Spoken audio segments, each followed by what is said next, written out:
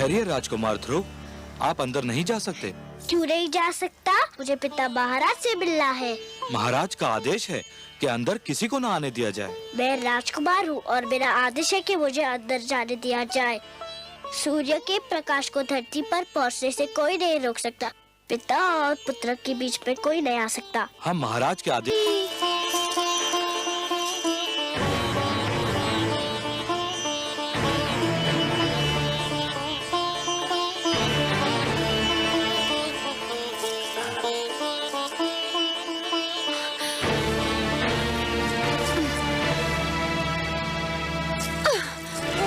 पिताश्री, देखिए कितना अन्याय हो रहा है।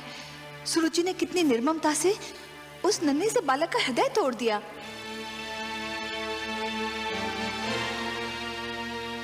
देख रहा हूं महादेवी। देख रहे हैं और फिर भी मौन है। यही तो उत्तानपाद भी कर रहा था।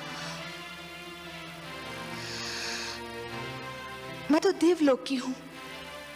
मुझ में ये साधारण मानवीय भावनाएं नहीं होनी चाहिए थी, किंतु ध्रुव के साथ हो रहे दुर्व्यवहार को देखकर मेरा भी मन भर आया है।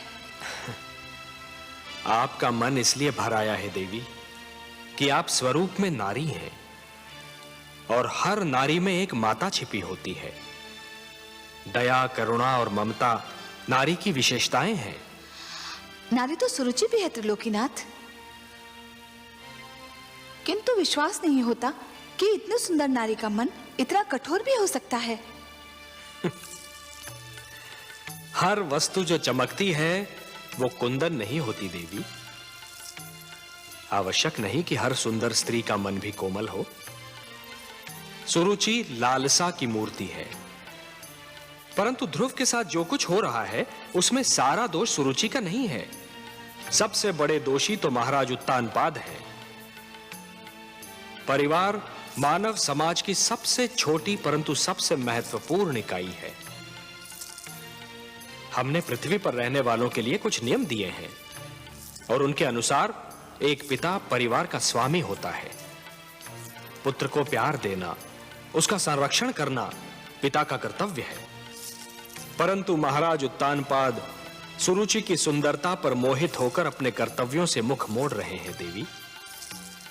एक पिता ब्रह्मा भी होता है और विष्णु भी। वो जन्म भी देता है और पुत्र का पालन पोषण भी करता है। उत्तानपाद ने ब्रह्मा का धर्म तो निभाया, परंतु हमारा धर्म नहीं निभा पाए। तो फिर अब क्या होगा नारायण? मानव स्वभाव में संघर्ष की शक्ति भरी है हमने। ध्रुव को भी हमने इसी शक्ति से संपन्न किया है देवी। किंतु हे सर्वश्रेष्ठ, ध्रुव तो अभी बहुत छोटा है। उसमें संघर्ष शक्ति हो भी तो वो उसका प्रयोग कैसे करेगा? देवी, संघर्ष का संबंध आयु से नहीं, इच्छा शक्ति और मन की लगन से होता है। भड़कती हुई ज्वाला पहले छोटी सी चिंगारी ही होती है। ध्रुव भी एक छोटी सी चिंगारी के समान है। यदि उसे भड़कती ज्वाला बनना है तो उसे स्वयं की शक्ति को पहचानना होगा। आप स्वामी हैं, विश्वेश्वर हैं। आप जो कहते हैं उसका भेद भी केवल आप ही जानते हैं।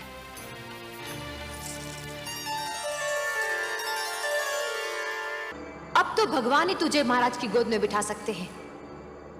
जाकर भगवान विष्णु की तपस्या कर और उनसे प्रार्थना कर कि अगले जन्म में तुझे मेरी कोख से जन्म दे और महाराज की गोद में बैठने के योग्य बनाए। हे विष्णु भगवान, मैं तुमसे मिलने आ रहा हूँ।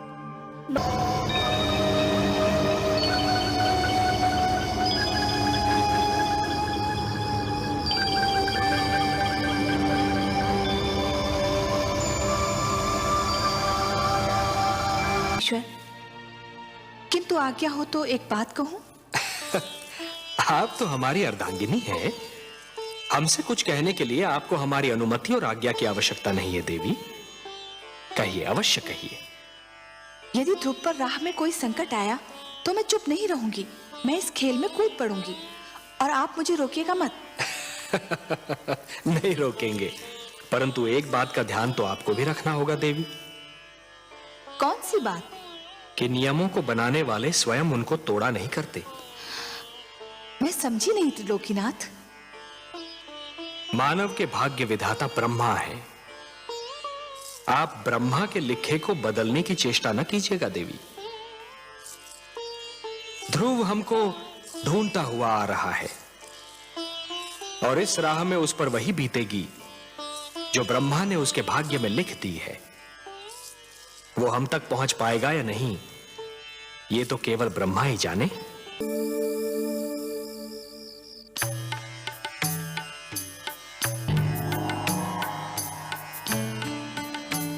आइए महादेवी, आइए। आज तो आपने हमको भी अचरज में डाल दिया। अचरज में? और वो भी आपको मायापति? मेरी किस बात से आपको आश्चर्य हुआ? शीतल जल यदि दहकती अग्नि बन जाए, चंद्रमा ठंडी चांदनी के स्थान पर यदि तपती धूप छिटकाने लगे, पुष्प की कोमल पंखुड़ी यदि धारदार कटार बन जाए तो आश्चर्य नहीं होगा देवी। अपने पुजारियों पर धन की वर्षा करने वाली देवी को जब हमने ध्रुव के शत्रुओं पर विष की वर्षा करते देखा तो हमें भी कौतूहल हुआ। मैं क्या करती नारायण, मुझसे रहा नहीं गया। वो हत्यारे अगर ध्रुव के प्राण ले लेते तो मैं स्वयं को कभी क्षमा नहीं कर पाती। आप जानते हैं ना, वो हत्यारे ध्रुव के प्राण लेना चाहते थे।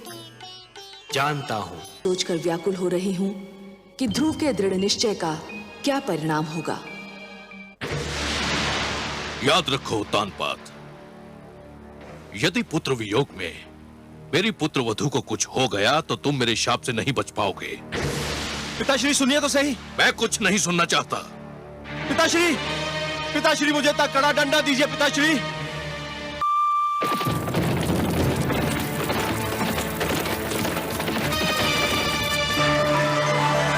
नारायण नारायण, आप तो विश्वव्यापी हैं, परंतु विश्वास कीजिए, आज महाराज मनु ने अपने पुत्र को ऐसी खरी खरी सुनाई कि मेरा मन तो झूम उठा।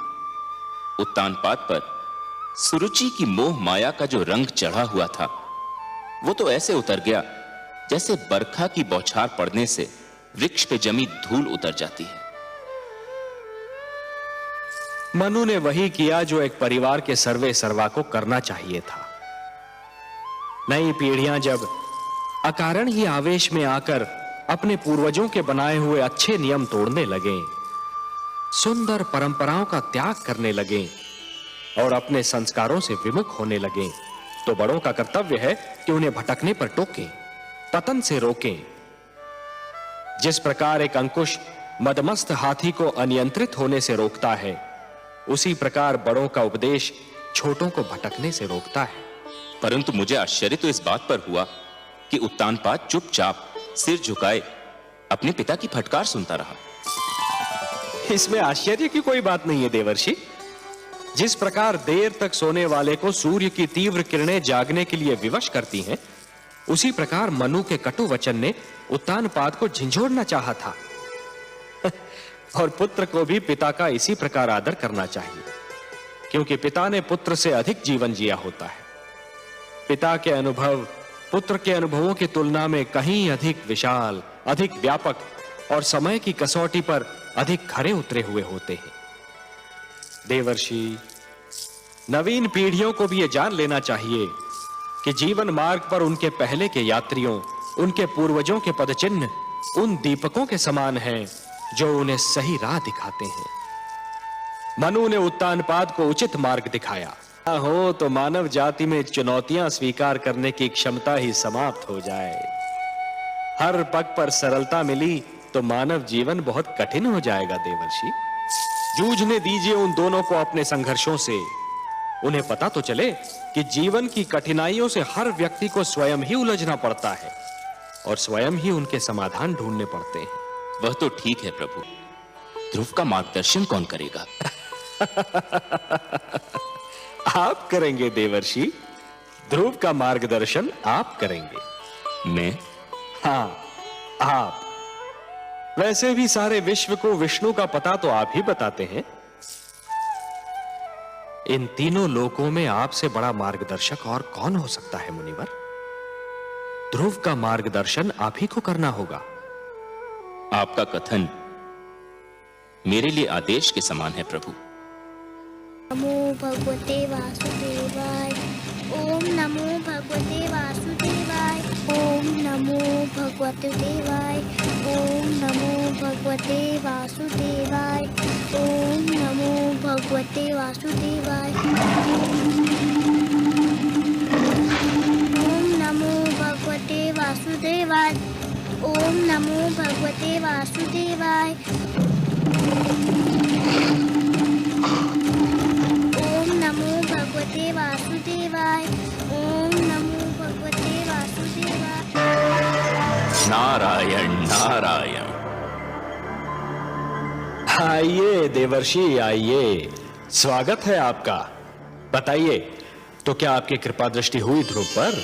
क्या आपका मार्गदर्शन मिला उसे? ध्रुव का मार्गदर्शन आपने भी किसके पास भेज दिया था मुझे? वो बालक है ना, न जाने किस मिट्टी का बना हुआ है। देखने में तो छोटा सा है, परंतु संकल्प इतना दृढ़ कि बड़े बड़ों की बुद्धि चकरा जाए। इतनी छोटी सी आयु में इतनी महान अभिलाषा, और अब इस बात पर अड़ा हुआ है कि भगवान को स्वयं ही उसके पास आना पड़ेगा, और इसके लिए कुछ भी सहने को तैयार है। प्रभु, उसका मार्गदर्शन करते करते तो मैं अपना मार्ग भूलते भूलते बचा। उसे मेरे मार्गदर्शन की आवश्यकता नहीं लगती प्रभु। आप ठीक कह रहे हैं देवर्षि, आप ठीक कह रहे हैं। पतंगा जब दीपक पर अपना सर्वस्व न्योछावर करने की ठान लेता है तो केवल एक ही वस्तु उसका मार्गदर्शन कर सकती है, दीपक की लौ और उस पर मर मिटने की इच्छा। फिर यही उद्देश्य उसका पूर्ण जीवन बन जाता है। ध्रुव के मन में जिस संकल्प ने जन्म लिया है देवर्षि, उस संकल्प की पूर्ति के लिए उसका मार्गदर्शन भी वही संकल्प करेगा। उस संकल्प के अतिरिक्त और कोई उसका मार्गदर्शन कर ही नहीं सकता।